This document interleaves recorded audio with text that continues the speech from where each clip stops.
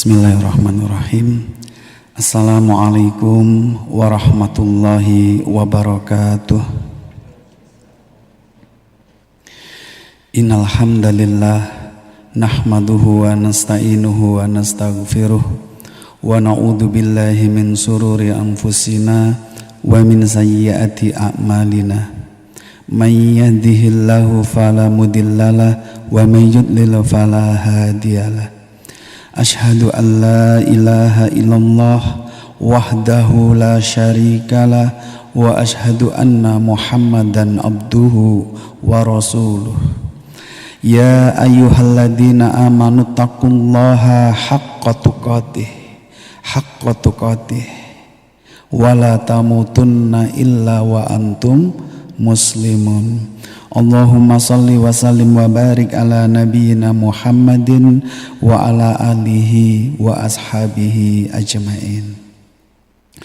Ma'asyiral muslimin, para jamaah, bapak, ibu, saudara-saudariku semuanya yang Allah mudahkan untuk sakit rawuh, untuk bisa hadir pada kesempatan sore hari ini. Semoga Allah yang sore hari ini sedang menatap kita semuanya betul-betul menjadikan hari-hari kita ke depan, hari-hari yang sudah semakin dekat dengan kepulangan kita kepada Allah.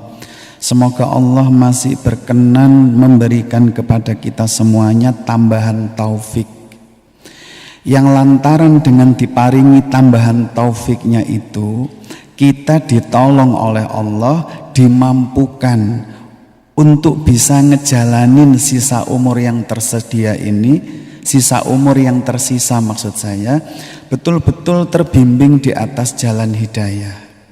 Kita tidak dibiarkan sendiri, kita tidak dibiarkan sakarepe dhewe lagi, kita tidak dibiarkan sembrono lagi. Nah, ini merupakan sebuah kenikmatan yang besar. Sekali lagi, kapan? Yaitu ketika hari-hari kita ke depan yang sudah tersisa sangat sedikit ini betul-betul Allah mampukan untuk ngejalanin sisa umur yang ada di atas bimbingan jalan hidayah. Nah, salah satu di antaranya ketika nanti sepulang dari sini Allah maringi taufik, kita dimampukan untuk bisa ngejalanin rumah tangga kita betul-betul di atas bimbingan jalan hidayah. Nah, ini merupakan sebuah kenikmatan yang sangat besar gitu nggih. Sebagai seorang ayah, sebagai seorang suami, seorang istri, seorang ibu, dalam ngejalanin aktivitas hariannya itu betul-betul mengindahkan rambu-rambu hidayah. Nah, itu nanti Allah akan memberikan hadiah bagi seorang suami, bagi seorang istri yang terampil, yang mengikhlaskan dirinya untuk dibersamai hidayah. Itu nanti rumah tangganya diparingi hadiah. Apa hadiahnya? Allah akan hadirkan sakinah, hadirkan sebuah ketenangan dalam rumah tangga, ketentraman. Nah, ini merupakan sebuah yang harus diupayakan, okay? Nah, hari ini kita akan memulai sebuah pembahasan terkait rumah tangga dari sebuah pondasi yang sangat mendasar, yang sebenarnya materi ini mestinya kita pelajari 20 tahun yang lalu. Sebelum ada bocah imut ambek wong ayu niki ketemu lamaran gitu nggih. Nah, ini kalau dipelajarinya itu 15 tahun yang lalu, 20 tahun yang lalu, ini pas banget. Nah, bagi kita yang sudah punya rumah tangga 15, 20 tahun, bahkan 30 tahun, tidak ada kata terlambat. Ayo kita tata ulang rumah tangga kita supaya terbimbing di atas jalan hidayah.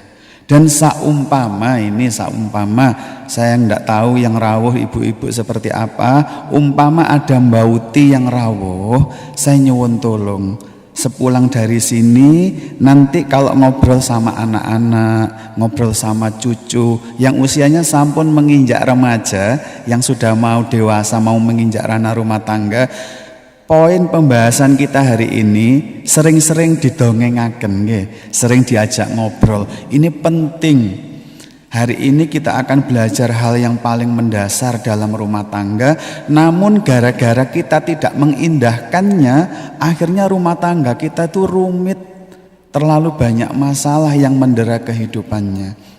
Karena itu sore hari ini kita akan belajar sebuah tema, dari sini akan kugapai sakinahku.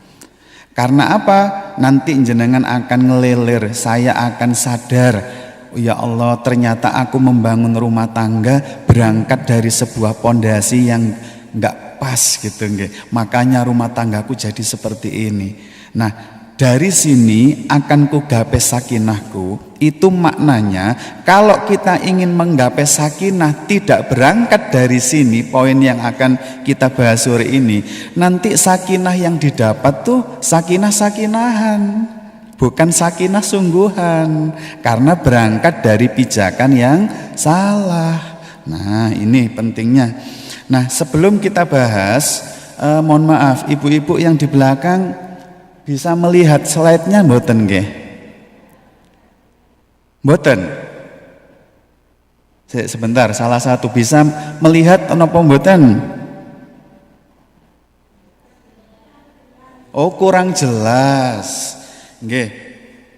Baik, Bapak Ibu yang dimudahkan Allah rawuh pada kesempatan sore hari ini, nanti sebelum saya memulai bahasannya, saya akan tampilkan ada 7 penyakit. Nah, ini saya memulai dari sebuah true story, kisah nyata yang kami tangani di klinik recovery mental kami, kaitannya dengan penyakit-penyakit yang muncul dalam kehidupan kita, yang akar masalahnya adalah kehidupan rumah tangganya tidak sakinah.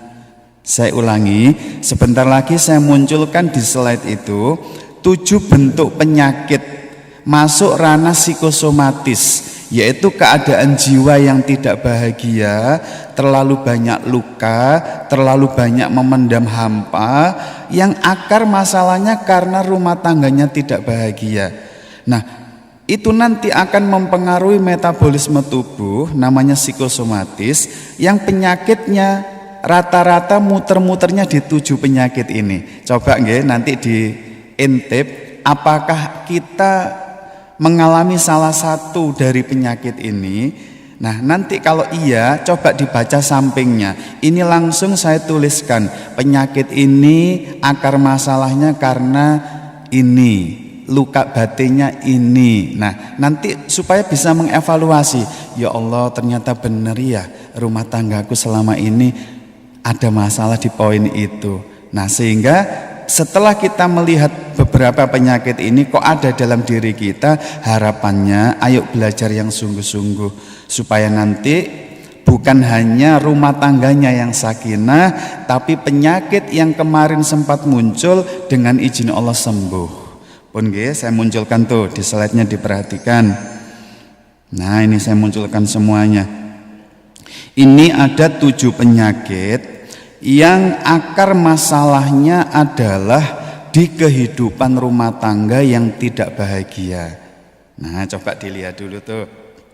Ada penyakit yang masuk ranah psikosomatis. Psikosomatis itu penyakit yang tidak murni medis, tidak murni penyakit fisik, tapi 85% disebabkan karena kondisi kejiwaan yang terlalu memendam banyak luka di dalam rumah tangga, sehingga muncul itu masalahnya. Coba dilihat, ayo siapa di antara bapak ibu yang rawuh, yang tiap hari itu sukanya pegel-pegel nggak jelas, padahal tidak banyak aktivitas, tidak terlalu capek, tapi leher itu kaku, terus pundak itu berat, terus pergerakan itu rasanya capek semua, pegel-pegel begitu nggih.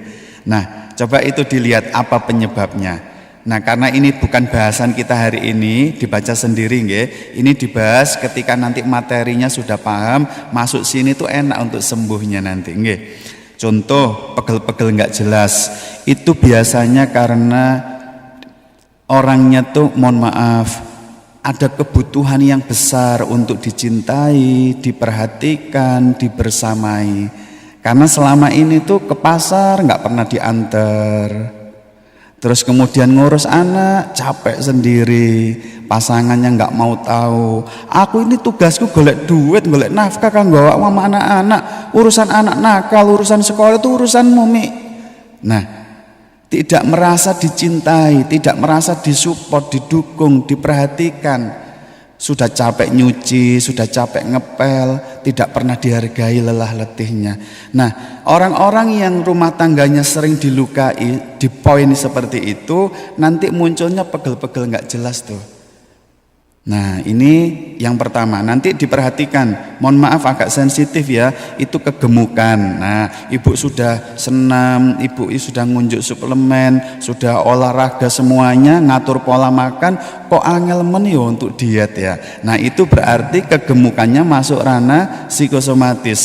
Di situ biasanya masih ada kemarahan yang terpendam, belum bisa mampu memaafkan, ada ketakutan di dalam rumah tangga itu. Mungkin selama ini pasangannya itu toksik, pasangannya itu jahat, ada kekhawatiran yang kuat. Ya Allah, nanti ya opo nek misalnya saya nanti dipegat, kalau saya nanti dicerai gimana? Ada ketakutan-ketakutan. Ya Allah, nanti kalau suamiku terus toksik kasar gini, anak-anakku nanti besarnya gimana?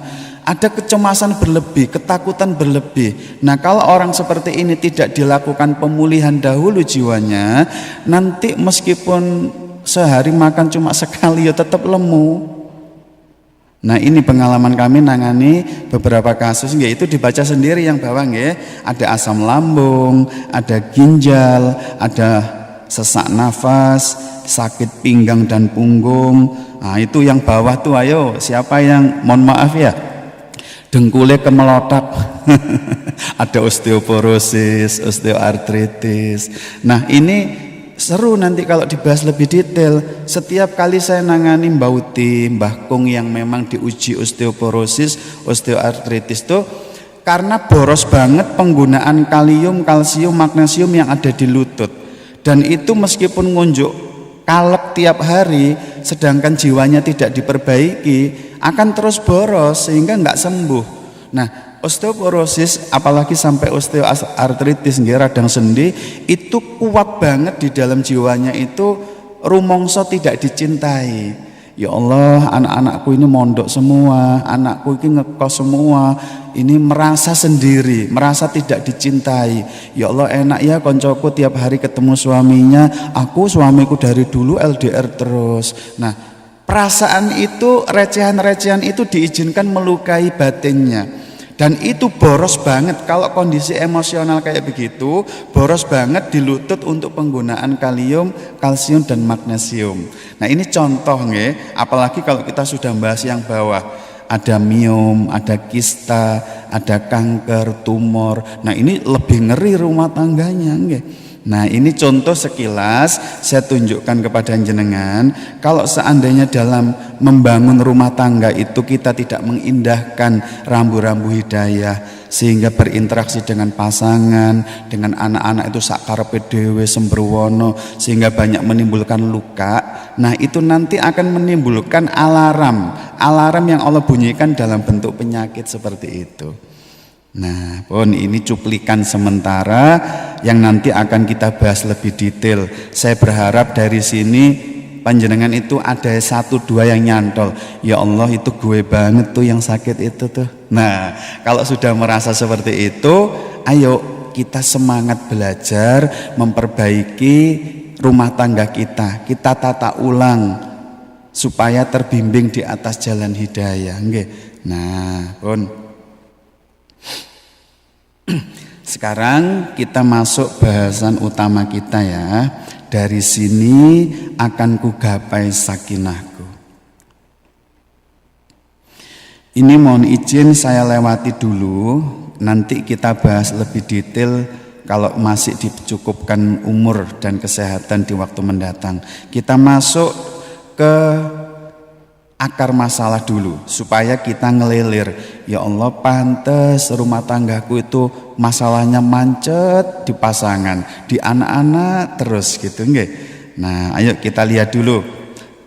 Setelah kita belajar dari akar masalah ini, nanti kita akan melihat bagaimana agama ini membimbing kita agar rumah tangga kita bisa kita pakai untuk ngejar yang namanya sakinah itu tadi. Pun materi awal kita ini kita bahas sebuah subtema, dari sinilah kita akan memulai. Ingat, nah ini kuncinya. Ingat, jangan sampai ayah bunda yang hadir di sini termasuk saya itu bikin Allah cemburu. Jangan sampai pola tingkah kita sebagai suami, pola tingkah ibu sebagai seorang istri itu sampai membuat Allah cemburu. Perhatikan, dari pengalaman kami nangani kasus-kasus rumah tangga yang ada di klinik recovery mental kami itu, ada 9 rating tertinggi yang bikin rumah tangga itu gumyek. Masalah itu datang silih berganti, sakinah itu serasanya jauh banget. Dan poin yang sekarang kita bahas ini adalah rating tertinggi dari 9 poin yang ada. Apa itu? Kita tidak gampang ngejar sakinah karena dalam rumah tangga kita memiliki pola tingkah yang bikin Allah cemburu. Pun, ayo kita mulai petualangan kita sore hari ini dari titik ini. Saya ingin panjenengan mencatat dengan baik nasihat ulama ini. Ini yang perlu dicamkan dengan sungguh-sungguh. Kaitannya sama kecemburuan Allah. Yang pertama, yaitu nasihat dari salah seorang guru yang hari ini kita memanggilnya yaitu Imam Syafi'i. Imam Syafi'i rahimahullah. Perhatikan nasihat guru kita ini. Imam Syafi'i rahimahullah menasihatkan kepada kita, semakin dirimu terpaut dengan seseorang, saya ulangi ya, dicatat baik-baik, ini penting soalnya. Semakin dirimu terpaut dengan seseorang, maka Allah akan memberimu kepahitan hidup lantaran keterpautanmu tadi. Saya ulangi, semakin dirimu terpaut dengan seseorang, maka Allah akan memberimu kepahitan hidup lantaran keterpautanmu tadi. Apa tujuannya? Coba perhatikan lanjutan nasihat guru kita ini. Agar kamu mengerti bahwa Allah sangat cemburu terhadap seorang hamba ketika hatinya terpaut dengan selainnya. Saya ulangi tujuannya. Kenapa Allah memberikan kepahitan hidup kepada orang yang hatinya terpaut dengan selain Allah? Tujuannya ternyata agar kamu mengerti, wahai ayah, wahai ibu, bahwa Allah tuh sangat cemburu terhadap seorang hamba yang hatinya terpaut dengan selainnya. Nah, pun itu dicatat dulu nasihat dari Imam Syafi'i. Terus kemudian ada nasihat ulama yang lain yang tertuang di dalam kitab Madarijus Shalihin. Di dalam kitab Madarijus Shalihin yang ditulis oleh seorang ulama, Imam Ibnu Qayyim Al-Jauziyah rahimahullah. Di sana ulama kita ini memberikan nasihat. Apa nasihatnya? Berhati-hatilah engkau semuanya kepada Allah. Berhati-hatilah kalian semua kepada Allah. Kenapa? Karena dia yaitu Allah sangat pencemburu. Allah tidak pernah suka melihat ada selainnya hadir di hati hambanya. Saya ulangi, berhati-hatilah kalian semua kepada Allah, karena dia yaitu Allah sangat pencemburu. Allah tidak pernah suka melihat ada selainnya hadir di dalam hati hambanya. Yang terakhir, sebelum nanti saya tunjukkan kisah-kisah nyata akibat poin ini. Yang terakhir ada nasihat seorang ulama juga yang tertulis di dalam kitab Raudhatul Muhibbin. Tertulis di dalam kitab Raudhatul Muhibbin. Apa nasihat ulama ini? Perhatikan.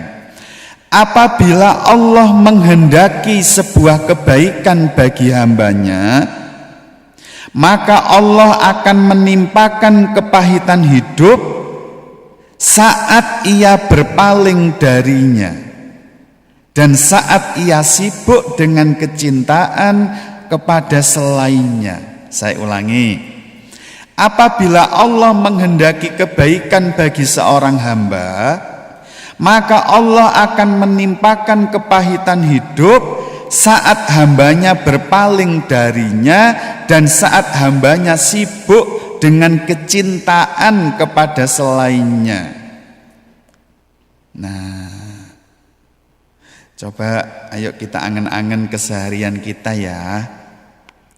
Setelah kita mendengarkan nasihat guru-guru kita ini, ternyata hampir, perhatikan ya, ini saya ceritakan true story, perhatikan. Hampir saya ketika dipertemukan dengan pasien di klinik kami yang datang dengan masalah satu, mohon maaf, betul-betul saya mohon maaf, tapi ini perlu untuk dibongkar, yaitu perselingkuhan. Pasangan kita kecantol kuntilanak misalnya ngeten, kecantol wewe gombel. Yang kedua, kasus-kasus kena sihir lintrik.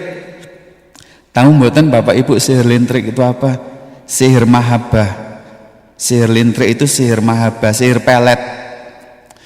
Yang ketiga, sihir tafrik, yaitu pemisah suami istri. Perhatikan, setiap saya ketemu kasus seperti ini, diagnosanya mesti mengarah di masa lalu. Ini contohnya suami yang kena lintrik, suami yang kena sihir pelet, suami yang kena buhulnya sihir tafrik, atau mohon maaf, suami yang selingkuh. Itu kalau didiagnosa secara umum mesti mengarah, akarnya adalah di masa lalu seorang istri pernah sangat berlebih menghadirkan suami di dalam hatinya, sangat bangga, sangat cinta, semua lelah letihnya demi disayang suami, demi dilem suami. Contoh, ibu sedang nambah hafalan Al-Quran sama Aisyah, sama anak-anak kita, lagi asik nambah hafalan Quran, suami pulang, tin. Ibu ngomong gini, nak, lanjutin dulu sendiri ya nambah hafalan Qurannya, Umi tinggal sebentar. Itu loh abimu pulang, tak buatin wedang jahe. Nah gak gitu nanti abimu itu marah-marah. Nah coba perhatikan, buat wedang jahe itu kebaikan apa mboten? Kebaikan. Kalau memang membuat wedang jahe itu kebaikan, itu bisa ditunggangi untuk mencari keridhaan Allah napa mboten? Bisa. Tapi masalahnya ibu menukar keutamaan besar buat wedang jahe harusnya bisa dipakai untuk mencari keridhaan Allah, kau tukar dengan recehan. Apa itu? Demi dilem suami. Nuh ngapunten jempole tak walik ngene cek eling jenengan. Keutamaan besar kau tukar dengan recehan, gawe wedang jahe cek dilem suami. Nah, ayo terus nuwakal kayak ngeten iki. Allah cemburu. Yang harusnya kau berlelah letih untuk mencari keridhaan Allah, kau tukar dengan recehan demi dilem suami. Nah, perhatikan, kalau tiap hari, tiap minggu seperti ini, Mas, lanjutin mainan sebentar ya, ditinggal Umi tak nyapu, ini sebentar lagi abimu pulang, ini gak disapu kok ngetowo perusahaan kok. Wedi ambek bojone, wedi diseneni bojone, engko nek gak diresi ingene abimu marah-marah nak. Nah, perhatikan, nyapu rumah yang harusnya itu kebaikan yang bisa ibu pakai untuk mencari keridhaan Allah, ditukar dengan recehan demi supaya nggak dimarahin suami, demi dilem suami, demi disayang suami. Kalau hampir setiap lelah letih ibu dan bapak ditukar dengan recehan gini, nah Allah cemburu. Kalau Allah sudah cemburu, apa katanya tadi? Allah akan menghadirkan kepahitan hidup yang judulnya tuh mesti dengan tandingannya tadi. Kalau ibu selalu terobsesi pengen disayang suami, terus akhirnya kora-kora, nyuci dan lain-lain supaya dilem suami. Nanti kalau Allah sudah cemburu, drama jenengan sampai sisa umur kalau nggak sadar-sadar mesti judulnya suami tok. Kalau mboten sakniki ngapunten ini harus blak-blakan. Suami selingkuh, ya tobat nggih 2 wulan selingkuh ambek kuntilanak liyane. Mungkin jarine tobat 6 wulan ambek wewe gombel. Nah, judulnya di situ aja. Nanti begitu suaminya udah tobat, ganti dramanya, yaitu toksik, kasar, nggak bisa menghargai lelah letih. Nanti drama itu lewat, ganti mana? Ya Allah, pegel aku Ustaz. Kenapa Bu? Saya itu loh ya capek, mosok ngurusi anak sendiri, suami itu nggak pernah mau tahu. Nah, jadi rumah tangga itu dari awal sampai akhir judulnya drama itu suami mawon. Nah, itu pertanda. Nah, mulai diagnosa diri coba. Itu pertanda di masa lalu ibu pernah bikin Allah cemburu dengan lantaran suami tadi. Nah, pun sekarang kasus yang lain. Ya Allah Ustaz, minta tolong anak saya ini diterapi. Emang kenapa Bapak Ibu anaknya ini? Anak saya itu loh ya Allah dulu itu loh Ustaz, manut, pinter, kalau belajar itu semangat, kalau hafalan itu ya Allah sampai piala wakil Ustaz juara terus. Lah kenapa sekarang? Sekarang itu cowok Ustaz ngomongin gak beber cuwil ngono, gak budal, wani nek dituturin niku dinasehati wani, gak pernah mau belajar sekarang, sekolah nggih muales. Nah, perhatikan. Ketika ketemu kasus yang kalau sekali 2 kali nggih wajar nggih namanya anak-anak. Ini kasus yang bulet, judulnya mesti anak. Kalau nggak kecanduan game ya wani ambek wong tuane, nanti di sekolah bully kancane, judulnya anak terus. Nah, kalau dramanya berputar seperti itu, diagnosa pertama arahkan di masa lalu, apa yang membuat Allah cemburu kaitannya sama anakku. Nah, saat anaknya pinter itu dibangga-banggain, difoto, dimasukkan media sosial. Oh, ini juara hafalan tahfidz Quran, hafal sekian juz, juara 1, juara 2, ada kebanggaan. Allah di mana? Lali saat itu. Anak yang masuk di hati, ketemu mertua bangga, ya Allah putuku rek pinter ada kebanggaan. Nah, ketika Allah sudah dibikin cemburu seperti itu, apa kata nasihat ulama tadi? Allah akan hadirkan kepahitan hidup persis di tandingan yang kau pakai untuk tandingin Allah tadi itu. Nah, ayo mulai dievaluasi. Sekarang apalagi yang pernah kami tanganin bisnis laundry. Ustadz, kenapa sih sekarang bisnis itu sulit? Omsetku itu hancur Ustadz. Dulu itu ya Allah isok beli mobil, isok nyicil rumah, isok tumbas gini. Sekarang itu sawapi Ustadz. Nah, langsung didiagnosa. Apakah di masa lalu engkau pernah membuat Allah cemburu dengan laundryan itu? Kalau kami jalan saat mendiagnosa seringkali gini ucapannya, Ustadz, kalau aku nggak punya umi, nggak punya abi yang pinter usaha laundry gini Ustadz, nggak mungkin aku bisa kuliah sampai setinggi ini Ustadz. Nah, tuh coba. Ungkapan itu bikin Allah cemburu banget. Ketika Allah sudah dikesampingkan, ada kebanggaan, laundry inilah yang menjadi kebahagiaanku, kesuksesanku. Aku merasa ada, dihargai orang gara-gara omset yang terus meledak. Nah, kalau Allah sudah dibikin cemburu seperti itu, Allah hadirkan kepahitan hidup, judulnya apa? Ya laundrynya bangkrut. Nah, sekarang coba diangen-angen. Kesehatan, ayo ibu-ibu, ada yang mohon maaf sudah pakai skincare mulai dari bengkuang, mentimun sampai duren, jerawatnya gak waras-waras. Loh, ini kisah nyata masalahnya, saya nangani kisah nyata. Kenapa nggak alus-alus, nggak mesisan tumbas kertas gosok mawon? Nah, ayo ngelilir, sing kukule gak waras-waras, sing kusame nggak hilang-hilang. Tumbas no skincare model no pemawon nggak bakalan bisa.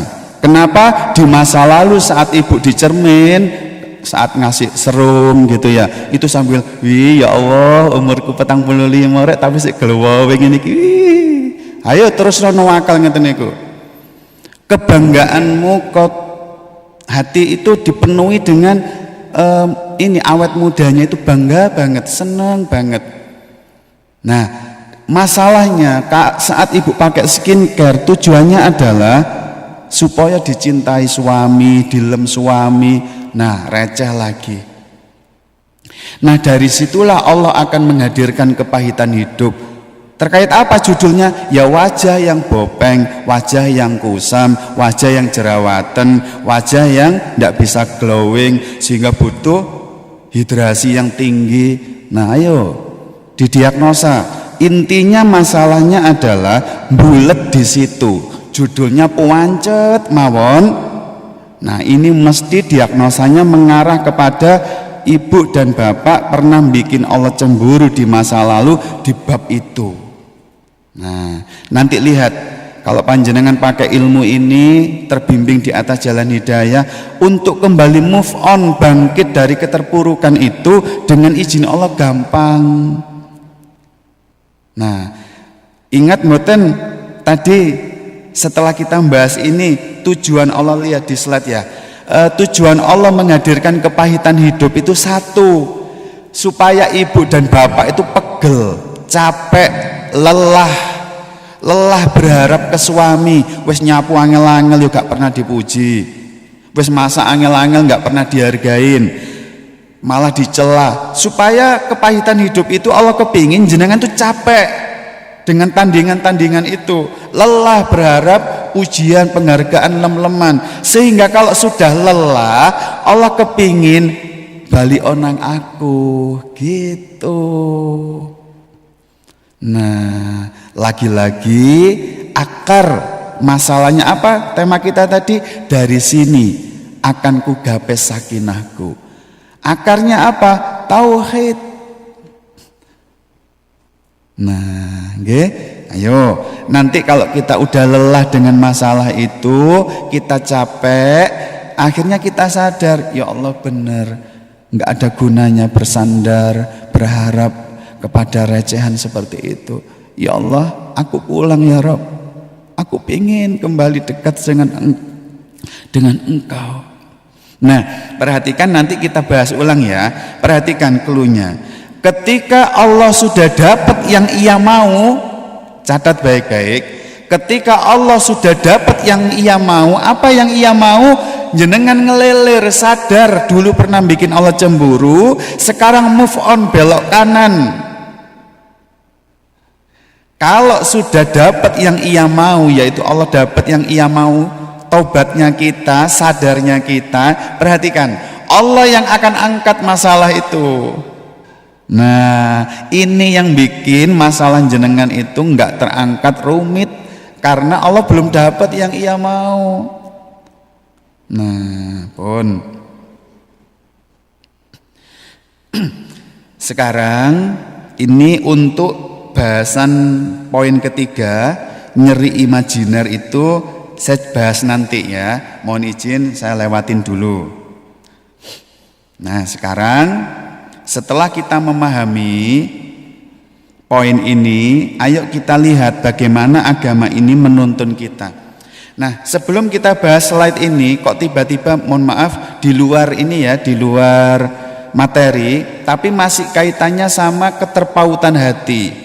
Keterpautan hati kita kepada selain Allah yang mengundang masalah itu bukan hanya karena pengen dilem suami, pengen dilem istri, terus kemudian disayang pasangan, bukan hanya itu, tapi kebalikannya, kemelekatan atau keterpautan terhadap hal-hal yang negatif itu juga ngundang masalah. Pokoknya hati jenengan diizinkan melekat kepada selain Allah, mau itu yang positif maupun yang negatif, tetap ngundang masalah. Itu intinya di situ. Contoh, ibu-ibu mohon maaf ya, karena yang hadir bapaknya cuma 4, kasihan nek dibully semua Pak Bu, mohon izin bully ibu-ibu ae. Engko nek dibully Bu, engko wulan ngarep gak hadir wong papat iki.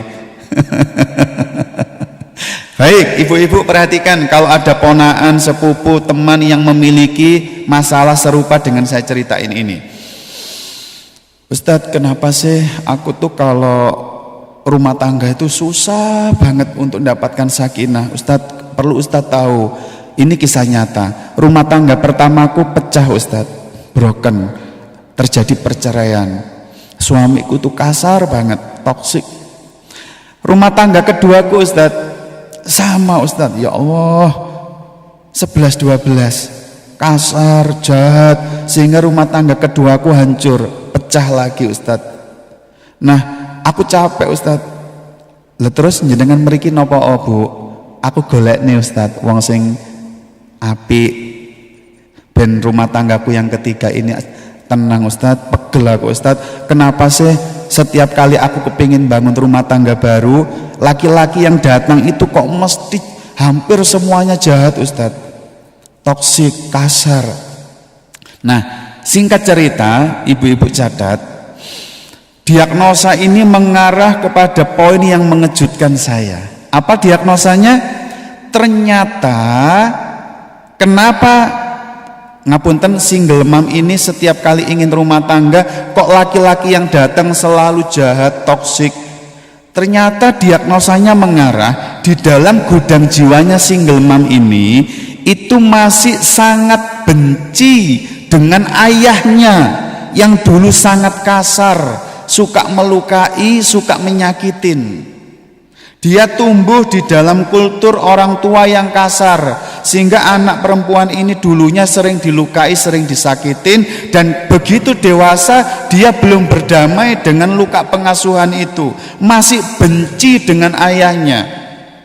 Dan catat baik-baik, kebencian yang diizinkan terpaut melekat kuat di hati itulah yang selalu mengundang cowok-cowok yang datang itu 11-12 copy paste ayahnya dulu. Nah, perhatikan, bukan hanya kepingin dilem suami, kepingin disayang suami, kemelekatan keterpautan hati yang seperti itu pokoknya selain Allah ngundang masalah. Nah, ketika tahu diagnosanya gitu, ya Allah, nangis ibu itu, single mom itu. Akhirnya pingin pulih, pingin move on. Akhirnya Allah kasih mudah, dibantu terapi sehingga bisa berdamai. Saat itu malah Masya Allah pingin pulang, ketemu ayahnya, minta maaf begitu ya. Minta maaf, belum bisa, selama ini masih benci, belum bisa menjadi anak yang berbakti gitu ya. Dan Masya Allah perhatikan, begitu dia sudah bisa berdamai, kebencian itu tidak diizinkan menaut, melekat di hatinya. Saya dapat undangan pernikahan. Dan rumah tangga yang ketiga ini luar biasa. Suaminya itu sabar, ngemong gitu ya. Nek ketemu, piye Bunda? Alhamdulillah Ustadz. Ayo terus no, benci-bencian terus. Nggih Ustadz, mboten pun kapok kula. Ya alhamdulillah. Loh, coba perhatikan.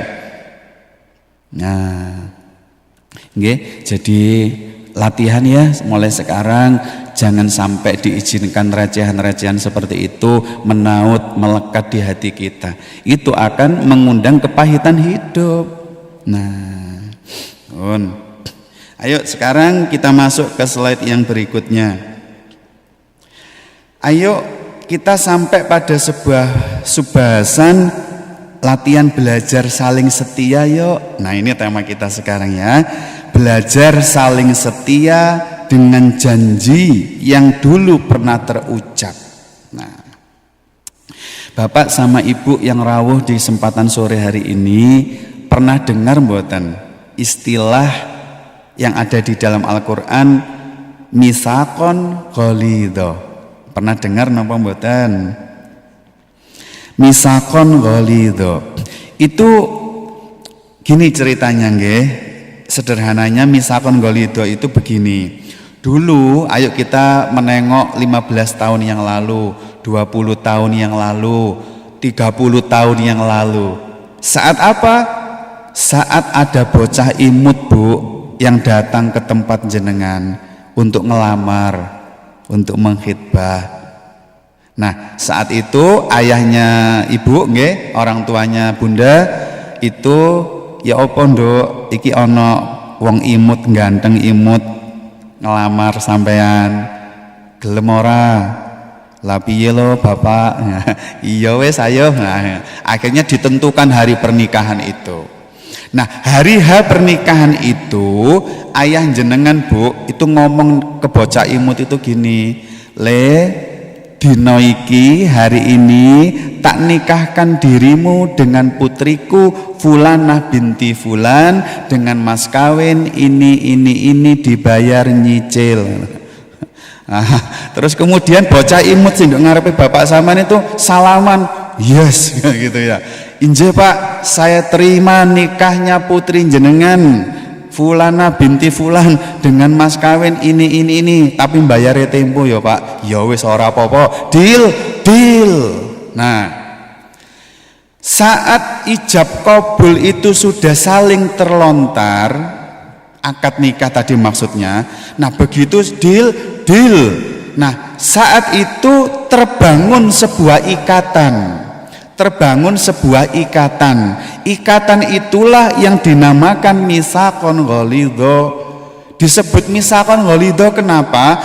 Allah memakai kosakata mitsaqon ghalidho itu untuk menggambarkan ikatan pernikahan itu ojo mbok pandang sepele, ojo mbok anggap remeh. Mitsaqon ghalidho ngono maknanya ikatan yang teramat sangat kuat. Nah, ada sebagian yang maringi penjelasan mitsaqon ghalidho itu gini. Kenapa Allah sampai memakai kosakata mitsaqon ghalidho untuk menggambarkan kuatnya pernikahan itu? Itu ternyata gini penjelasannya. Sekarang saya tanya kepada bapak sama ibu, ungkapan sekedar "Le, saya nikahkan dirimu dengan anakku ya," terus sing lanang bocah imut tadi, "Yo Pak, tak terima nikahnya," gitu nggih. Nah, coba dianalisa pakai akal jenengan. Apa iya hanya dengan ucapan seperti itu yang tadinya dilirik mawon haram, nggak boleh, tapi ini dibelah jadi boleh, disayang, jadi semua dibolehkan, semua dihalalkan. Ayo coba dinalar, ketemu pirang perkara, cuma ungkapan ijab kabul, "Saya nikahkan, ya Pak, saya terima." Lah cuma begitu loh, kok bisa merubah yang tadinya haram, nggak boleh diapa-apain, sekarang boleh diapa-apain, bebas. Ayo dicerna sebentar, di mana letak rahasianya? Pernah memikirkan sampai sejauh itu napa dereng? Nah, perhatikan, ini yang saya minta Bapak Ibu, ayo kembali kepada pemahaman yang pas, dan nanti pemahaman ini didongengke ke anak cucu yang sudah mulai remaja supaya tidak membuat kesalahan kayak kita dulu ngawali pernikahan yang tidak paham ini. Perhatikan, ketika ijab kabul akad nikah itu, "Saya nikahkan nak," "Nggih Pak, saya terima." Jawab dengan jujur, itu saling setia dengan siapa jenengan? Bapak yang dulu masih imut, sekarang masih imut Pak? Oh, sekarang masih imut, tapi ada tambahannya amit-amit. Imutnya ketambahan amit-amit Ustaz. Nah, perhatikan, saat janji setia itu, "Saya nikahkan," "Nggih, saya terima." Itu bapak janji setia sama ibu, ibu janji setia sama bapak. Betul napa mboten? Nah, itu masalahnya jenengan. Ketika jenengan memaknai janji setia yang saat itu terucap, itu adalah janji seorang bocah imut kepada bocah ayu dan bocah ayu kepada bocah imut, itu masalahnya. Gagal total pernikahan jenengan kalau dipahami seperti ini. Boten. Jadi ijab kabul itu adalah janji seorang bocah imut kepada Tuhannya dan janji setia seorang bocah ayu kepada Robnya. Kenapa dikatakan mitsaqon ghalidho? Ini yang perlu dipahami. Ijab kabul itu panjenengan lakukan langsung di hadapan Allah, disaksikan oleh banyak malaikat dan disaksikan oleh sebagian manusia. Nah, sedemikian akbar, sedemikian sakral proses saat itu sampai Allah memakai kosakata misakon ghalidho. Inilah pernikahan, inilah perjanjian yang sakral, yang teramat sangat kuat. Kenapa? Karena lu berdua dulu mengucapkannya langsung di hadapan Allah, disaksikan oleh banyak malaikat dan disaksikan oleh sebagian manusia. Nah, itu adalah janji setia jenengan kepada Allah. Seakan-akan saat ijab kabul itu bocah imut dan bocah ayu ini ngomong ngeten, ya Allah, saksikanlah mulai hari ini sampai saklawase uripku, aku bermaksud mencurahkan lelah letihku di keluargaku sebagai bentuk janji setiaku kepadamu untuk menyempurnakan separuh agamaku. Nah, ini makna yang sesungguhnya. Akhirnya terungkap kenapa Allah sampai maringi hadiah besar. Apa hadiah besarnya? Yang tadinya dilirik mawon haram, ndak boleh, ini dibelai, disayang, diapakni mawon boleh. Itu kenapa? Karena jenengan sudah melakukan perkara besar. Apa itu? Jenengan pernah berjanji setia kepada Allah untuk mencurahkan berlelah letih kebaikan itu di rumah tangga. Dalam rangka apa? Janji setiaku kepada Allah. Nah, karena jenengan melakukan perkara besar ini, Allah tuh senang, Allah sayang jenengan bocah imut wani janji setia kayak gitu, bocah ayu wani janji setia kayak itu di masa lalu, sehingga Allah kasih hadiah. Nah gitu dong, wes saiki ya tak halal nih, monggo lapo ae boleh. Nah perhatikan, nggak ada hadiah besar untuk sesuatu yang kecil. Kalau Allah ngasih sesuatu yang besar, itu pertanda barusan engkau melakukan sebuah episode yang gede. Nah ini saya nyuwun tolong, sehingga konsekuensinya apa? Jenengan nanti setiap kali mencurahkan kebaikan, istri untuk suami, suami untuk istri, untuk anak-anak, itu tidak perlu demi recehan, lakukan demi satu hal, karena aku pernah janji setia kepada Allah 20 tahun yang lalu. Nah contoh, kembali kayak tadi, ibu membuatkan wedang jahe untuk bapak. Sebentar ya nak, lanjutin belajar dulu sendiri. Sebentar lagi abimu pulang, tak buatkan wedang jahe kesenangannya dulu ya. Nah saat ngaduk wedang jahe, kalau orang yang paham mitsaqun ghalidho ini, hatinya itu dididik. Dididik seperti apa? Saat ngaduk wedang jahe, hatinya tuh gini, ya Allah, Engkau maha tahu, hari ini tuh aku capek banget, ya nyuci, ya nyapu, ya didik anak, capek ya Rob.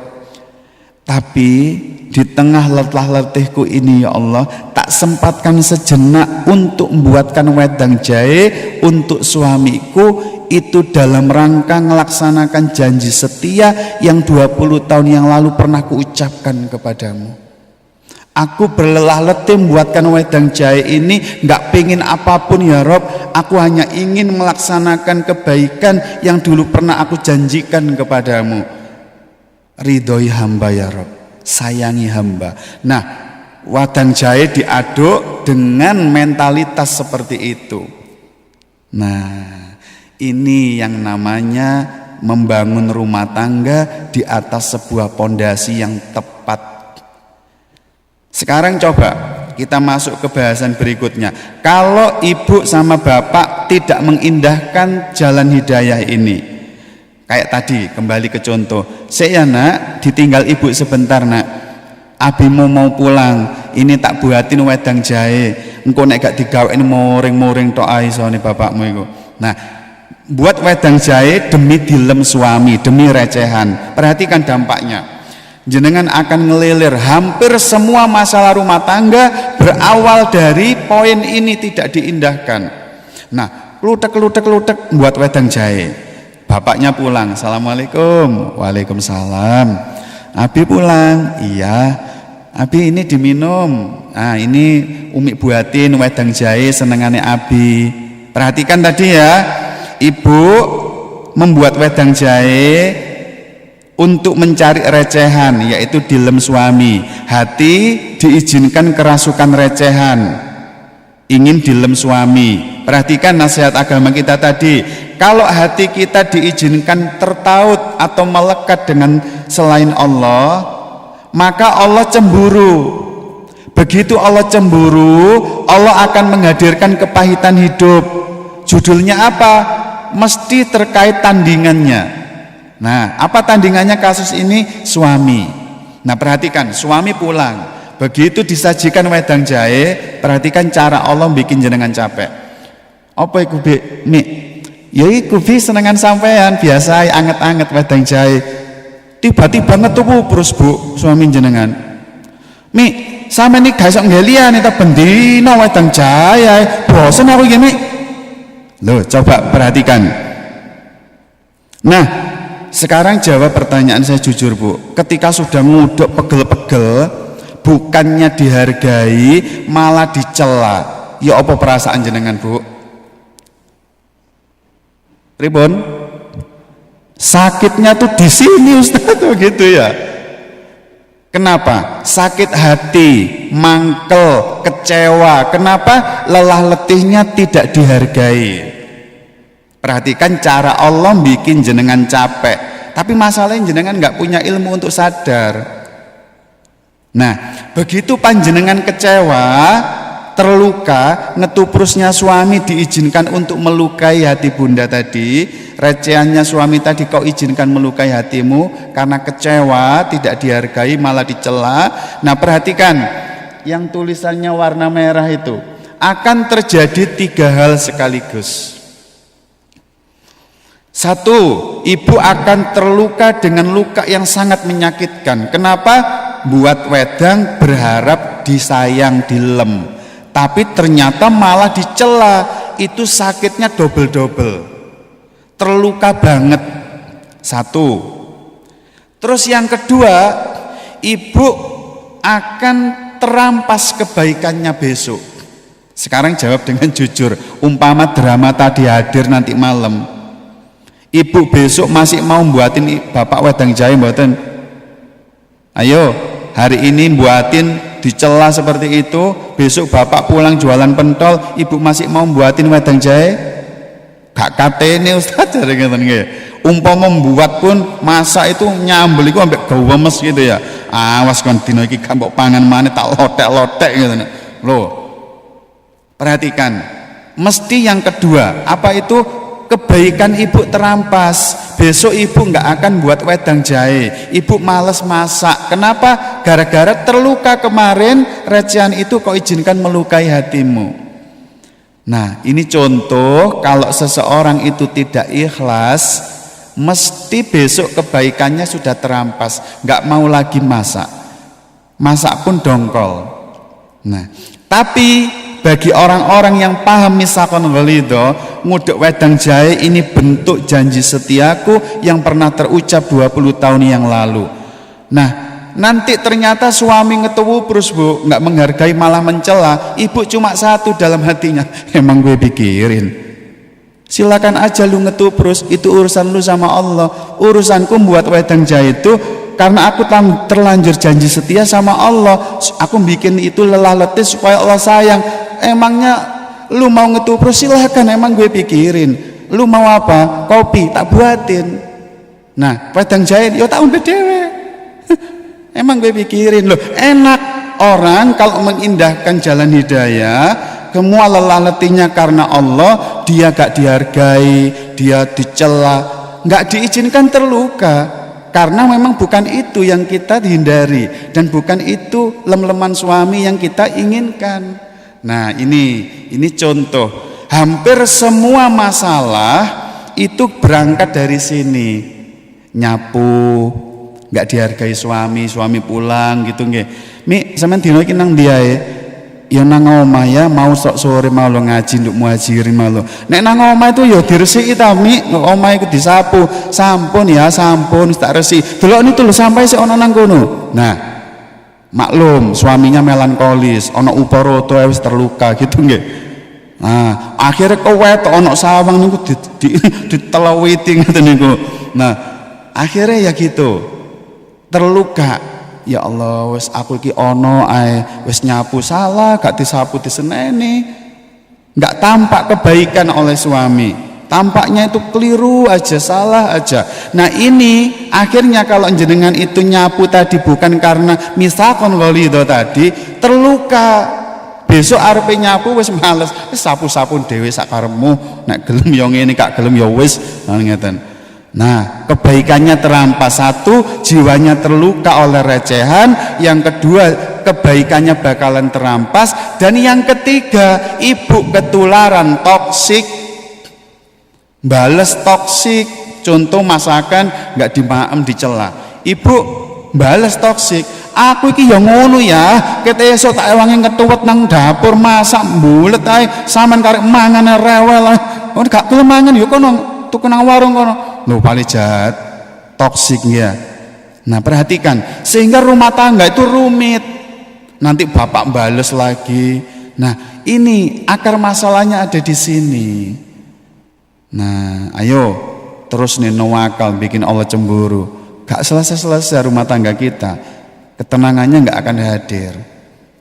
Nggih, ngapunten, memang bahasan kita kalau kami yang ngaji itu langsung terus story kisah-kisah nyata yang kita tanganin di klinik recovery mental kami, langsung penerapannya ayat ini kayak apa, kita kepingin, Allah itu kepingin kita kayak apa. Nah supaya kondur nanti ngerti sing dipraktekne opo, ngoten nggih. Nah ayo diangen-angen sebentar, ya Allah itu ya. Nah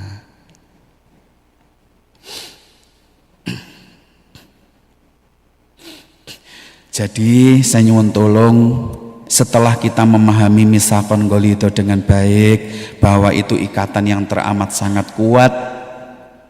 Kapan? Karena dulu kita pernah janji setia kepada Allah untuk berlelah letih mencurahkan kebaikan di atas rumah tanggaku untuk mencari ridhomu ya Allah. Sehingga jenengan itu ndak sampai ada drama, Ustadz cintaku bertepuk sebelah tangan. Lah kenapa? Aku capek Ustadz, setelah semua yang telah kuberikan ternyata balasannya selingkuh. Karena balasannya kasar, gak mau perhatian sama aku, gak mau bantuin aku didik anak-anak. Cintaku serasa bertepuk sebelah tangan. Nah ini gambaran pasangan yang sedang frustasi, lelah letihnya nggak diimbangi dengan kebaikan. Apa masalahnya capek ini? Ya itu tadi, enggak, lelah letihnya demi recehan, demi disayang suami, demi dicintai, dilem suami. Allah nggak dihadirkan dalam hatinya. Nah, ayo mulai sekarang coba jenengan belajar untuk ikhlas. Semua lelah letih itu karena aku sudah terlanjur janji setia kepada Allah, akan kutunaikan ya Rob. Nah nanti lihat, meskipun pasangan kita itu toksik, pasangan kita itu nakal gitu, nggak menghargai kita, kita santai aja. Wong aku rumah tangga aku berbuat baik itu untuk mencari ridhonya Allah. Urusan lu mau ngetuprus, mau jahat, mau toksik, mau selingkuh, emang gue pikirin. Lu kalau mau tajak kebaikan silakan, kalau enggak itu urusan lu sama Allah. Lah kita tetap akhirnya jadi hamba yang baik, nggak terpengaruh orang lain. Nah kalau panjenengan lelah letihnya hanya demi recehan, dilem pasangan, nah nanti begitu pasangannya selingkuh, pasangannya toksik, pasangannya kasar, apa bisa kita konsisten di atas kesabaran, di atas kebaikan? Mesti bales-balesan nanti. Nah ayo mulai ditata nggih dari poin yang sederhana ini. Ayo selanjutnya kita. Nah ini kita akan belajar poin penting yang berikutnya. Ini adalah buah yang didapat setelah seorang suami dan istri memahami dengan baik apa yang tadi kita pelajari, yaitu misakon ghalidho. Ngapunten sangat Ustaz, sampai jam pinten biasanya? Saya nggak tahu. Jam 5. Oh nggih. Nggih, semoga cukup. Karena ini kalau tidak tuntas di slide ini aja, nanti saya nggak akan meluas ke yang lain-lain suatu saat nanti. Semoga slide ini bisa tuntas. Perhatikan, ini penting banget. Buah indah setelah memahami misaqon ghalidho. Perhatikan, ini adalah lifestyle, gaya hidup berumah tangganya orang yang paham tentang misaqon ghalidho. Nanti panjenengan tengok ada di dalam Al-Quran surat Al-Kahfi. Ada di dalam Al-Quran surat Al-Kahfi, yaitu surat yang ke-18 di ayat yang paling akhir, yaitu ayat 110. Coba perhatikan di sana. Di sana Allah memberikan gambaran sekaligus tantangan. Harusnya seperti ini loh kita itu dalam berumah tangga. Di pertengahan ayat Allah berfirman, "Faman kana yarju liqa'a rabbih." Perhatikan, "Falyamal amalan sholiha." Nah, ini penentunya. "Wala yusyrik bi ibadati rabbih ahada." Nah, coba perhatikan. Kalau diterjemahkan secara bebas, Allah itu kasih tantangan nih kepada ayah dan bunda. Apa kata Allah? Sopo ae wonge, barang siapa di antara ayah dan bunda yang betul-betul jujur, the big dream, impian besarnya nanti adalah kepingin saat pulang nanti bisa ketemu sama Allah. Perhatikan syaratnya. Maka hendaknya, kata Allah, wahai ayah, wahai bunda, kalian tuh sing seneng melakukan amal kebaikan. Kalian itu sing seneng melakukan amal yang soleh. Tapi perhatikan catatan yang Allah berikan, jangan pernah engkau mempersekutu melalui kebaikanmu tadi atau ibadahmu tadi. Saya ulangi, barang siapa yang betul-betul dalam hatinya itu punya orientasi hidup, the big dream, impian terbesarnya adalah suatu saat nanti ketika aku pulang kembali menghadap Allah, aku kepingin bisa ketemu Allah dalam keadaan Allah tuh ridho banget sama aku, sehingga aku tuh disayangi dan dimasukkan Jannatul Firdaus. Nah, sapa wong yang memang itu jujur menjadi the big dreamnya, Allah kasih dua syaratnya. Satu, jadilah orang sing senang berbuat kebaikan, senang berbuat amal soleh. Tapi apa yang kedua, diparingi rambu sama Allah. Jangan pernah engkau berbuat syirik di atas kebaikan yang kau lakukan tadi. Nah, perhatikan ayah bunda. Ini kembali ke contoh tadi. Contoh tadi. Sekarang misalnya bapak-bapak, ibu-ibu aja lagi. Bu, misalnya gini. Nak, nanti malam ya, Mbak Ais, ayo sini nak, ambil Qurannya yuk. Ayo nambah hafalan Quran sama Umi sebentar, 1-2 ayat aja nak. Udah Mi, aku capek Mi, aku pingin mainan, kata Ais. Terus Uminya nimpali lagi, ayo talah, nanti mainan kan bisa nanti. Ayo nambah hafalan sebentar yuk, diambil Qurannya. Capek Mi, ayo talah cepet, diambil Qurannya.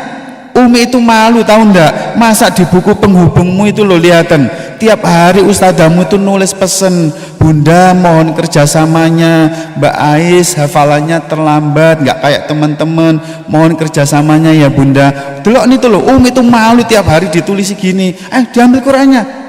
Pun perhatikan, ngancani anak nambah hafalan 1-2 ayat Al-Quran. Itu kebaikan apa bukan Bu? Kebaikan. Kalau memang itu kebaikan, nambah hafalan anak-anak Quran tadi itu, kalau itu memang kebaikan, bisa enggak kita tunggangi untuk mencari keridhaan Allah? Bisa. Lalu kenapa kau tukar dengan recehan? Ngancani anak nambah hafalan Quran demi sebuah recehan, yaitu apa? Supaya gak dimarahin ustadzah, aku malu ambek ustadzah. Nah, ini yang dimaksud nambah hafalan Quran anak yang mestinya dipakai sebagai amalan utama mencari keridhaan Allah, supaya nanti di Jannatul Firdaus Allah tuh sayang, Allah tuh ridho sama kita. Kita tukar dengan recehan hanya demi tidak dicatetin lagi sama ustadzah di sekolah, supaya nggak malu sama ustadzah. Nah, ini yang dimaksud kalau di dalam tafsir At-Taisir dalam ayat 110 tadi, dinyatakan kita telah berbuat kesyirikan. Tapi ingat, bukan kesyirikan yang membatalkan keimanan loh ya, bukan. Tapi kesyirikan yang membuat amal kebaikan kita tidak dianggap Allah sebagai kebaikan, sehingga tidak masuk ransel kita saat kita pulang kepada Allah. Sehingga saat kita pulang menghadap Allah, ransel kita kosong, tidak ada bekal. Jari wong Jawa ngaplo muspro, lelah letih kita nggak nok sing bisa dibawa pulang. Kenapa? Karena lelah letih kita demi sebuah recehan, demi dilem ustadzah, ayo talana belajar nak supaya kamu pinter, nanti nak pinter itu nak ustadzah itu seneng, umi itu seneng kamu nanti diikutkan lomba. Nah coba, recehan lagi. Nah ini yang akhirnya bikin Allah cemburu, anak kita nakal, anak kita kecanduan, anak kita wani. Ayo dia, ini adalah lifestyle, gaya hidup kita setelah kita memahami misakon golido. Kundur dari sini, usahakan lelah letih jenengan mulai dari jualan pentol Pak, mau presentasi ke pekerjaan apapun, ibu mau didik anak, ibu mau ngepel, ibu mau nyapu, lelah letih apapun Allah kasih tantangan. Lu serius punya the big dream pingin ketemu aku? Yes, kalau yes, maka lelah letihmu itu hanya boleh dalam dadamu itu, ya Allah, kalau umpama bukan karena aku rindu pingin ketemu engkau dalam keadaan engkau ridho, gak bakalan tak lakoni ngene iki ya Rob. Aku lelah letih ini hanya pingin supaya engkau ridho. Selain itu memang gue pikirin orang penting blas. Nah perhatikan kalau jenengan memiliki gaya hidup seperti ini, Masya Allah, rumah tangga kita itu dijaga. Sekarang sebagai penutup, ini yang menjadi poin penting yang kedua. Perhatikan nanti kalau kundur ada di dalam Al-Quran surat Al-Insan. Al-Quran surat Al-Insan yaitu surat yang ke-76 di ayat yang ke-9. Ayat yang ke-9. Ini tolong dicatat penting, ini pondasi dalam bangun rumah tangga, termasuk pondasi yang terkait yang misakon golido tadi. Ini sepaket. Di dalam ayat tersebut, ayat 9 dari surat Al-Insan itu, Allah menggambarkan kayak gini loh, orang-orang soleh terdahulu itu ketika berbuat kebaikan tuh omongannya kayak gini, gaya hidupnya tuh kayak gini. Apa itu? Allah berfirman seperti ini, innama nut'imukum liwajhillah la nuridu minkum jazaa'a wala syukura. Nah coba perhatikan, orang-orang soleh terdahulu itu ketika berbuat kebaikan itu ngomongnya begini, sungguh aku memberi makanan kepadamu itu betul-betul hanya kepingin mengharapkan keridhaan Allah. Aku enggak kepingin belas balasan darimu, dan aku pun tidak kepingin matur nuwunmu. Nah coba perhatikan, di dalam ayat ini Allah ngasih kita contoh. Mulai sekarang, bahasanya itu kurang lebih kayak gitu. Mulai sekarang Bapak Ibu, kalau engkau berbuat kebaikan, camkan dalam hatimu kalimat ini, gitu loh. Maksudnya itu gitu. Jadi kalau kita ingin melakukan lelah letih kebaikan untuk pasangan, untuk anak-anak, hati itu ditata. Ya Allah, aku berlelah letih ini hanya kepingin mengharapkan keridhoanmu. Aku enggak kepingin belas balasan dari suamiku, dari anakku, dan aku pun enggak butuh belas matur nuwun mereka ya Rob. Nah sekarang ini yang perlu Bapak Ibu catat. Nanti panjenengan lihat di dalam tafsir At-Taisir, ketika memberikan tafsir ayat 9 dari surat Al-Insan tadi, di dalam tafsir tersebut disebutkan, dijelaskan seperti ini. Ayat di atas yaitu ayat 9 tadi itu menggambarkan ada dua model orang. Ada dua model orang. Modal yang pertama yaitu si pemberi kebaikan, dan modal yang kedua adalah si penerima kebaikan. Perhatikan fikihnya dalam syariat Islam kita. Contoh, bapak jualan pentol, bekerja, maka bapak adalah si pemberi kebaikan. Sedangkan ibu yang nerima uang dapur untuk nempur beras disebut penerima kebaikan. Ibu masak, maka ibu adalah pemberi kebaikan. Bapak yang tinggal maem itu penerima kebaikan. Perhatikan fikihnya dalam agama kita. Di dalam tafsir At-Taisir disebutkan orang yang memberi kebaikan itu diwajibkan oleh Allah di dalam syariat ini hanya boleh ikhlas. Orang yang berbuat kebaikan diwajibkan oleh Allah melalui syariat ini untuk berbuat ikhlas. Artinya apa? Lelah letihnya itu tidak boleh ada maksud untuk mengharapkan apapun kecuali keridhaan Allah. Ingat, ini catat baik-baik, kenapa Allah terkesan kereng, terkesan kamu kalau berbuat kebaikan, berbuat amal soleh, berlelah letih harus mencari keridhoanku, ikhlas mencari ridhoku. Kenapa? Jenengan kalau ngomong Allah kereng salah. Itu karena Allah sangat sayang kepada jenengan. Kenapa? Kalau ada lelah letih ketika dilakukan itu tidak untuk mencari keridhaan Allah, maka capek-capeknya jenengan itu tidak bisa masuk ransel. Sehingga nanti ketika kita kembali menghadap Allah, ransel kita kosong, tidak bisa, nggak ada bekalnya.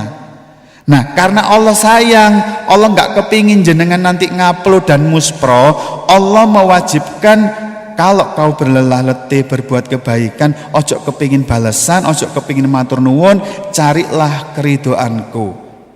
Kenapa? Hanya itu yang bikin ransel kita nanti penuh ketika pulang menghadap Allah, sehingga kita tuh bahagia, bawa bekal banyak. Nah ingat, itu karena Allah saking sayangnya kepada kita, sehingga menutup pintu-pintu lain kecuali kepingin keridhaan Allah. Sekedar matur nuwun itu loh mboten pareng sama Allah.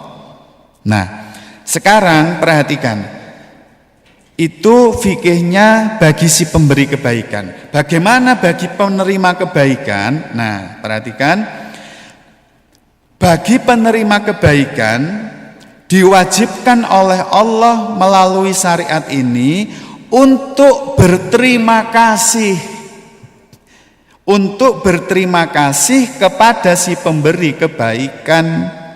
Kenapa? Karena Rasulullah Shallallahu Alaihi Wasallam itu mengingatkan kita, la yazkurullaha man la yazkurun nas. Perhatikan, tegasnya Rasulullah mengingatkan kita ini. Seseorang itu tidak dianggap sebagai orang yang bisa bersyukur kepada Allah kapan? Ketika ia tidak bisa matur nuwun, ketika ia tidak bisa berterima kasih kepada orang yang menghadirkan kebaikan. Nah ini perhatikan fikihnya bagi orang yang pemberi kebaikan dan bagi orang penerima kebaikan. Dari sinilah wahai ayah, wahai bunda, kita itu takjub. Allah memiliki mekanisme yang sangat indah dalam agama ini. Perhatikan ya. Satu, kita diminta fokus untuk berlelah letih, tujuannya mencari keridhaan Allah. Fokus supaya kita pulang selamat, punya bekal banyak. Pasti kita ngomong di hati ini, terus gimana tangki cintaku ya Rob? Terus gimana tangki cintaku sapa sing ngisi ya Rob? Nah, untuk mengisi tangki cinta ini, Allah mewajibkan orang-orang di sekitar kita yang menerima kebaikan kita untuk mengisi tangki cinta kita dengan mengucapkan matur nuwun. Sehingga orang itu hidupnya bahagia dunia akhirat, rumah tangganya. Kenapa? Tangki cintanya penuh. Ada Ais nyapu. Ais adalah pemberi kebaikan. Kita dibantui nyapu teras adalah penerima kebaikan. Apa yang kita lakukan? Deketin dong Ais. Mbak Ais, Masya Allah nak, terasnya ini bersih banget sore ini. Makasih ya nak sudah bantuin Umi nyapu. Umi mana sih sayang yang nggak bangga kalau punya anak seperti ini? Sini sayang, makasih, barakallahu fiik, jazakillahu khair. Nah perhatikan, Ais nyapu diwajibkan untuk ikhlas. Kapan Ais bisa melakukan itu? Ketika dia sudah tidak butuh validasi orang lain. Kapan Ais nggak butuh validasi orang lain, pengakuan, penilaian, pujian, cintanya orang tuanya sudah memenuhi, sehingga dia nggak butuh kebahagiaan di dalam orang lain. Hidupnya fokus, lelah letihnya untuk mencari keridhaan Allah. Suami kerja di kantor bisa ikhlas? Bisa. Kapan? Ketika istri, anak di rumah bisa menghargai lelah letih suami, ngamalkan syariat tadi itu. Ketika di rumah seorang suami sudah cukup bahagia, tangki cintanya diisi oleh istri dan anak-anak. Ketika dia kerja di kantor, gak butuh validasi rekan kerja, bos atau siapapun, dia cukup bahagia. Sehingga ketika sudah cukup bahagia, tugasnya cuma satu, lelah letihku untuk mencari keridhaan Allah. Inilah indahnya mekanisme agama kita. Kita diminta untuk ikhlas. Lalu gimana tangki cintaku ya Rob? Allah mewajibkan orang-orang di sekitar kita untuk mengisinya. Nah ini indah banget. Makanya kalau pondasi yang mendasar ini rumah tangga kita suami istri nggak paham, ya rewami rumah tangganya, nggak bisa bahagia, nggak pernah menghargai lelah letih orang pasangannya. Contoh bapak, mulai besok dibiasakan kalau misalnya mau kerja kan ibu membuatin sarapan. Ibu membuatin sarapan itu pemberi kebaikan. Memang kewajibannya ibu untuk ikhlas. Supaya ibu bisa fokus untuk ikhlas, nggak butuh recehan, bapak isi dong tangki cinta ibu. Umi, ya Allah Mi, makasih ya Mi. Abi lihat dari subuh tadi Umi ngetua di dapur demi supaya aku sama anak-anak bisa sarapan. Makasih ya Mi, mohon maaf nggak bisa bantuin kora-kora. Abi bahagia banget punya istri seperti Umi. Jazakillahu khair. Nah coba perhatikan, nanti istri jenengan Pak kalau jalan lak wis bedo, tiung tiung tiung gitu. Sampean wis gak ngewangi kora-kora, gak matur nuwun, malah asem terus bubuk bentino. Loh ya apa? Nah perhatikan, ini mekanisme yang saya kepingin di pertemuan awal ini pondasinya dibangun. Misakon golido sama pengisian tangki cinta. Ini pondasi awal rumah tangga yang terbimbing di atas jalan hidayah. Kalau poin ini sudah berantakan, berantakan itu gimana? Misalnya ada suami nyapu-nyapu, terus ibu sama anak-anak ngerasani, delon mbak ayam itu loh, waras itu loh, waras itu loh. Loh ya apa? Wong suamine nyapu dipoyoki wis waras. Mboten pareng gitu nggih. Nah, pun ini yang saya kepingin Bapak Ibu, ayo kita renungkan. Di poin ini kita sudah mengindahkan mboten jalan hidayah ini. Kalau mboten ya pastilah rumah tangga kita tuh nggak ketemu sakinah. Justru masalah itu terus mendera silih berganti. Lawang Allah dibikin cemburu. Ya nasib kita rumit, kepahitan hidup hadir terus gitu nggih. Nah terus kemudian masalah muncul karena apa? Lelah letihnya nggak pernah dihargain, nggak ngamalkan syariat tadi, sehingga tangki cinta itu kosong. Kalau tangki cintanya kosong, mesti perhatikan nasihat para ulama kita. Agama ini sekian banyak amalan, yang paling berat itu ikhlas. Dan ikhlas itu wis paling berat, ojo diperparah dengan kosongnya tangki cinta. Itu jauh lebih berat. Contoh mawon, ayo jenengan pulang dari Masjid Muhajirin, ngetes ini cuma ngetes, nggak harus belanja. Coba masuk ke minimarket gitu. Nanti begitu masuk pintu langsung jenengan disopo nanti. Selamat datang Bunda, selamat berbelanja. Kalau panjenengan disapa seperti itu sudah berbunga-bunga, wih saweneng rasanya disapa kasir kayak gitu.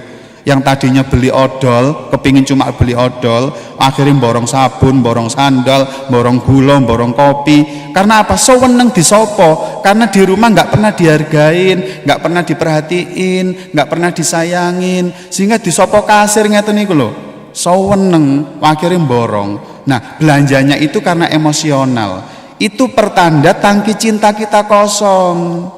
Sama bapak juga gitu, di kantor bantuin temen perempuan misalnya laptopnya rusak, kebetulan bapak bisa, terus diutek-utek betul.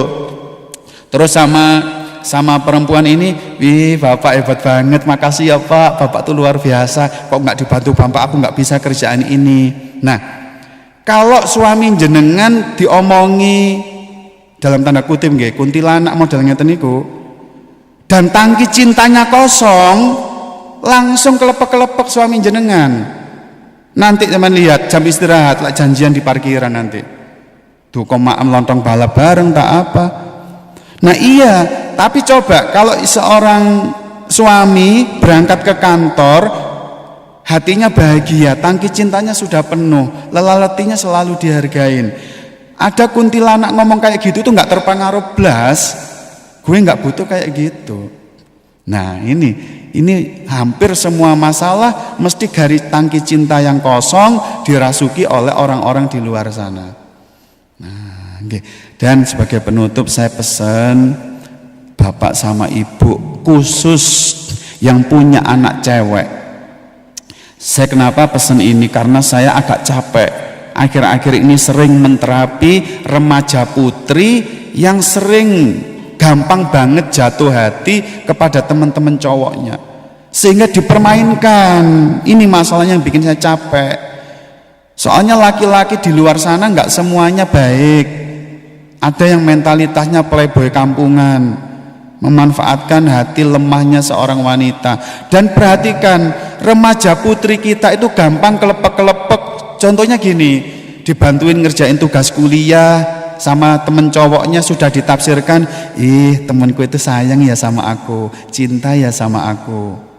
Terus kantin ditraktir cuma onde-onde pinten, saya 1.500, itu udah ditafsirkan, ih cowok ini suka ya sama aku, perhatian ya sama aku.